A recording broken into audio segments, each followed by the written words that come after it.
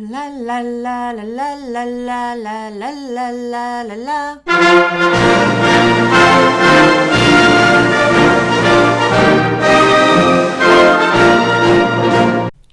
Comme le chantait si bien, question de point de vue, Hélène Ségara, on n'oublie jamais rien, on vit avec. Sauf que, il semblerait qu'en politique et gestion industrielle, ce soit plutôt le contraire, au vu des grands scandales qui défraient l'actualité.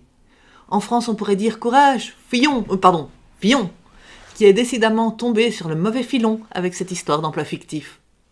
Ce qui revient à se tirer une balle dans le pied après ses déclarations sur travailler plus pour gagner moins. Le travail, c'est la vie, durement gagnée, à la sueur de son front. Mais que attention, quand il s'agit de donner des boulots de complaisance à la famille, c'est pas pareil, hein. Ah non, non, non. Surtout si on compare le salaire mensuel généreusement octroyé à sa femme, 6 900 puis 7 900 euros, et ses enfants, 3 800 pour sa fille, 4 800 pour l'un de ses fils, au salaire mensuel moyen français qui est de 2 957 euros. Saluons au passage le sexisme ordinaire au niveau du salaire de ses enfants, vu que sa fille est payée presque un tiers de moins que son frère. Ça démontre toute sa considération quant à l'égalité des salaires hommes-femmes. Et le sieur d'agiter les bras de partout, parlant de scandales, de coups montés, un ignoble complot fomenté par ces détracteurs islamo-bobo-gauchistes, tentant de le traîner dans la boue, de le lapider. Des mensonges horribles que ces connards de journalistes, certainement les personnes les plus malhonnêtes sur Terre, alors que lui, figure de probité, vante l'honnêteté que doit avoir un homme politique, de surcroît possiblement futur président. Et plutôt que d'avouer que oui, peut-être qu'il a un peu déconné, mais voyez-vous, il était jeune et il ne maîtrisait pas encore tout à fait la notion d'intégrité, tellement galvaudé dans le monde politique déjà à l'époque.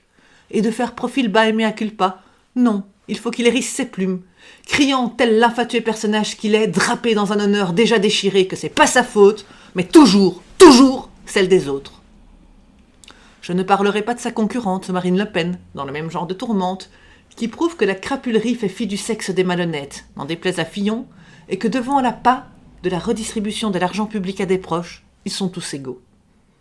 À croire que c'est une règle en politique mondiale, se situant à peu près au même niveau que « mais on a toujours fait comme ça, il n'y a jamais eu de problème », et que la faculté d'apprendre de ses erreurs a été annihilée lors du passage à Sciences Po, l'ENA ou d'autres grandes écoles. Parce que c'est pas le cas qu'en France. En Belgique aussi, on a des scandales récurrents qui reviennent. Des détournements de fonds, des réunions fictives payées quasi aussi bien que des écritures de Pénélope. Pour un peu moins de temps de travail, par contre. Et là, après s'être bien indigné, on va ordonner une commission pour vérifier que par après, on n'est plus jamais ça. La dernière fois qu'on a agi comme ça, c'était il y a même pas 3 ans.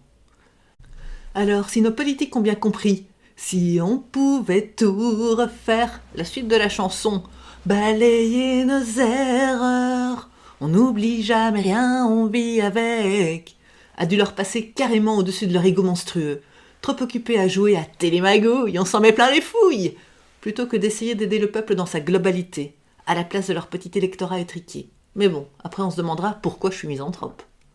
Et outre-Atlantique, ça ne va guère mieux, sauf peut-être pour le Canada, qui se frotte les mains devant l'afflux possible, probable, de la Silicon Valley, qui se verrait bien délocalisée à Vancouver, vu les relations houleuses entre celle-ci et le président. La semaine prochaine, si tu es sage, je te parlerai de la fin des soldes, de l'épidémie de grippe et de gastro qui est à son paroxysme, et de l'hôpital public qui meurt dans d'horribles soubresauts, ce dont le monde politique s'en cogne mais grave.